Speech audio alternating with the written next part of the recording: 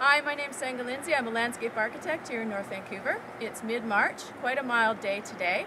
You can see our bees are coming out. They're collecting pollen right now because the crocuses and spring bulbs are out. They're also going for their cleansing flights.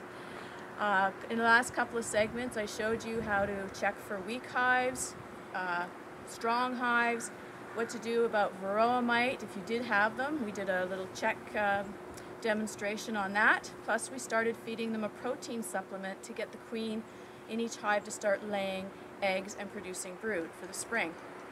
Our next step now is to start supplementing our bees with what we call a sugar syrup. And sugar syrup, here it is here. It's a 2-to-1 sugar, granulated sugar to water mix that was melted on a stove, so it becomes quite viscous. And we will feed it in a frame feeder here in our hive.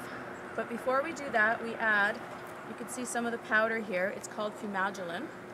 And bees will get a gut disease called nosema, and it basically will cause dysentery, or the runs in the bees.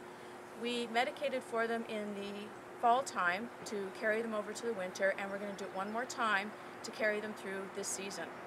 So we have basically 9 grams of fumagillin. We've added it to the sugar syrup. We're just going to give it a light stir, like so. We're going to open up our hive, and we're going to pour this into the frame feeder. So basically 9 grams of fumagillin to 1 gallon of the sugar syrup.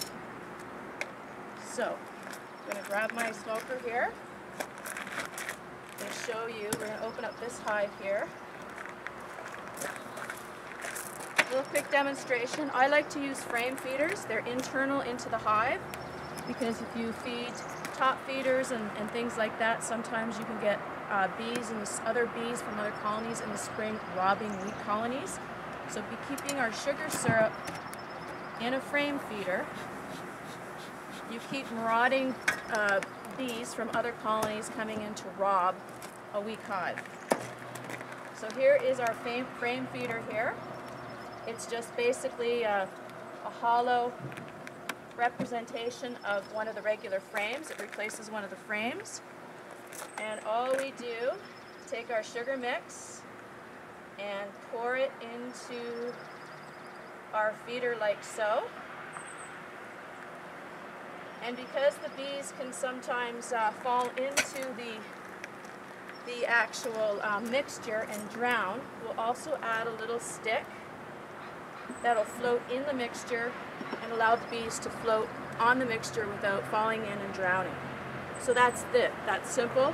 We'll keep feeding them sugar syrup probably until April, May, when we're assured that the nectar flow is freely happening in our gardens, and then we'll let the bees collect their own carbohydrates. So carbohydrates really important right now. The bees need it to build their wax on their combs and to start raising healthy brood. If you want any more information, you can see my website at www.sengadesigns.com. Thanks for watching.